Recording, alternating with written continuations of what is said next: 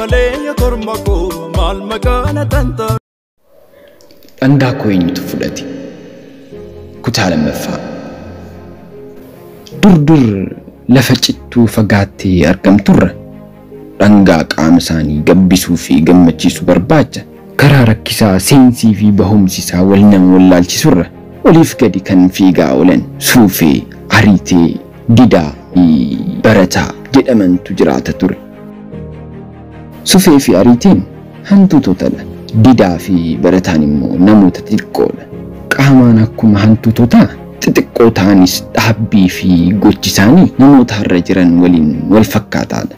Xiqqeenya qaama isaanii irraa kan ka'e afran isaaniitiyyuu waan hojjechaa jiran hubachuu dhiisuutu salphata.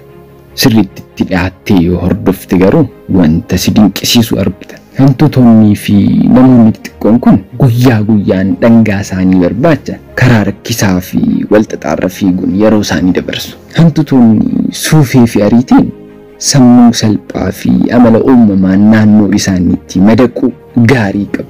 Akkuma hantuutota kaanii dhangaa iddoo iddootti harca'ee fi jaallatan barbaadu. Namoonni xixiqqoon didaa fi barataan sammuu isaanii walxaxaa miira garaagaraatiin guutametti fayyadamuudhaan dhangaa adda ta'e kan miira gammachuu fi injifannoo nuuf uuma jedhanii amanan barbaaddatu. Hantuutonnii fi namoonni xixiqqoon kun akkuma garaagarummaa qaban waan isaan wal fakkeessus ni qabu.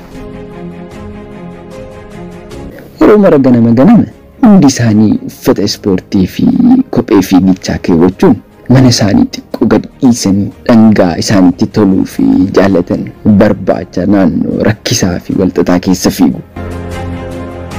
Iddoo rakkisaa fi walxaxaa san keessa kutaalee seensii fi bahumsi isaa wal hin beekamne darbee dhangaa mi'aawaa of keessatti qabantu ture. Karaan isaa dhiphoo fi dukkanaa eessayyuu nama hin geessinee fi namni kamiyyuu kan itti baduu danda'u ture.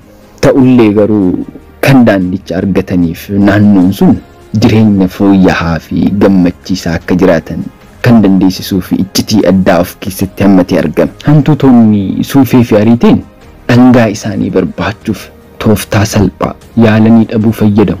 Karaa tokkorra fiiganii duwwaa ta'uu fi homaa akka hin jirre yoo baran daandii haaraa dafanii barbaadan hordofu. Karaa fi kutaawwan dhangaan hin jirre waan sirriitti yaadataniif dafanii naannoo jiran irraa naannoo biraatti socho'u. Suufeen funyaan ishee sirriitti fuunfatuun gargaaramtee kallattii dhangaan itti jirutti suufti. Ariiteen immoo dura suufee bu'ee ariitiidhaan kallattii dhangaan jirutti sochooti. Akkuma beekamu gaaf tokko karaa jiran irraa ni badu. Kallattii dhangaan jiru irraa jechuudha. Yeroo muraasa booda garuu karaa barbaaddatan sanatti qajeelu. Akkuma hantuutotaa namoonni xiqqoon didaa fi barataan dandeettii sammuu isaanii yaaduu fi muuxannoo isaanii darbee irraa barachuu fayyadamu.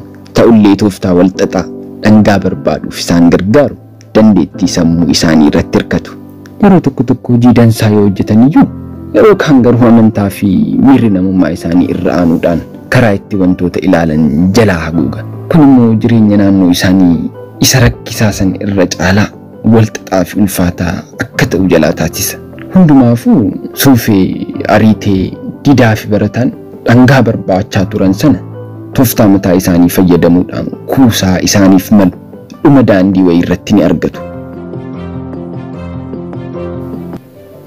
Sana booda ganama yeroo hunda hantuutonnii fi namoonni xixiqqoon kophee fiiguuf isaaniif mijatu kaawwatanii gara kuusa dhangaa caasanaatti fiigu. Daandicha isaan geessu sanas irra deebi'uuf yeroo ittiin fudhatu. Suufee fi ariiteen yeroo hunda barii ka'uudhaan daandii dhangaan isaanii itti argamu sanatti deebi'anii fiiguu isaanii itti fufan. Yeroo bakka gahumsaa isaanii iddoo dhangaan jiru san gahan hantuutonni kophee ittiin fiigan baafatanii walitti hidhuudhaan morma isaanii irratti rarraafatu. Lamuu yoo barbaadan akka dafanii argataniif sana booda dhangaa isaanii cuunfachuudhaanii fi nyaachuutiin bohaaru. Jalqaba irratti didaa fi barataanis dhangaa haaraa fi mi'aa argatan sana dhamdhamanii itti bohaaruuf itti gammaduuf akkuma hantuutotaa ganama ka'anii gara kuusa dhangaa caatti fiiguu isaaniitti fufan. Garuu yeroo gabaabaatiin booda haalli fi adeemsa isaanii jijjiiramuu eegale. Didaa fi barataan karaa gara kuusa dhangaa itti argatan sanaatti gahanii fi akkamitti akka gahan waan beekaniif hirriba irra turanii dammaquu fi suuta huccuu uffatanii gara kuusa dhangaa caatti imaluu isaaniitti fufan. Dhangaan sun eessaa akka dhufee fi eenyu akka fidee achi kaa'e wanni isaan beekan tokko hin jiru. Waan akkuma achitti uumameetti hubatanii amananii dhiisan. Didaa fi barataan akkuma ganama yeroo hunda gara kuusaa dhangaa caatti deddeebi'u itti fufaniin naannichitti tolee achuma jiraachuu eegalan. Huccuu sochii qaama isaaniif tolu baafachuun achi ofirraa fannisanii kaa'an. Kopheen ittiin fiiganis achi ofirraa darbachuun siliipparii isaanii kaawwatanii taa'an. Dhangaa isaanii argachuun hedduu waan isaanitti tolaa dhufeef. Didaan gaaf tokko riyyaa isaa barataatiin akkas jedheen. Dhugaa baay'ee gammadeera. Dhangaa gahaa nuti iddoo kanatti kuufanne bara baraaf nu jiraachisuu danda'a bara jedheen. Namoonni xixiqqoon kun gammachuu fi injifannoon itti dhaga'amee jira. Sana booda wanti isaan yaaddeessu akka hin jirre yaadan. Didaa fi barataan kuusa dhangaa argatan sana akka qabeenya mataa isaaniitti ilaaluuf yeroo ittiin fudhanne. Dhangaan isaanii kuusaa guddaa waan tureef dhumarratti mana jireenyaa isaanii naannoo sanatti godhachuun jireenya hawaasummaa isaanii hundeeffatan. Caalaatti immoo mana jiraachuun akka itti dhaga'amu mana isaanii jechootaa fi suuraa dhangaatiin miidhagsan. Balbala mana isaanii irrattis akkas jedhanii barreessan. Having a chave makes you happy. Dhangaa qabaachuun gammachuu siif kenna. Yoo seenaa dhangaa koo eenyutu fudhate jaallattan like, share, subscribe gochuutiin chaanaalii Sagalee Kitaabaa jajjabeessaa. Kutaan sadaffaa isaa itti fufa.